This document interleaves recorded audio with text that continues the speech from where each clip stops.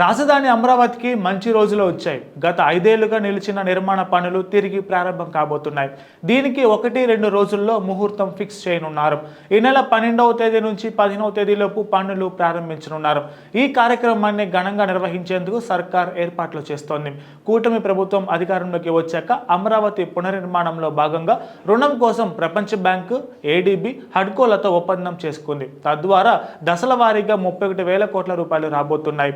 నిలిచిపోయిన పనులను ఈ ఏడాది జనవరిలో CRDA టెండర్ల ప్రక్రియ ప్రారంభించింది. ఎమ్మెల్సీ ఎలక్షన్ కోడ్ వల్ల వీటి ఖరారు ఆలస్యమైంది. ఎన్నికల కోడ్ తొలగిపోవడంతో టెండర్ల ప్రక్రియ వేగవంతం చేసింది.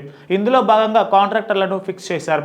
భవనాల డిజైన్లలో మార్పులు ఉండవని తెలిసింది. అమరావతిలో 90 పనులు చేయాలని నిర్ణయించింది. వీటిలో 48,000 కోట్ల రూపాయలతో 73 పనులకు పరిపాలన ఆమోదం తెలిపింది. వీటిలో 40,000 కోట్ల విలువైన 62 పనులకు టెండర్లు పిలిచింది.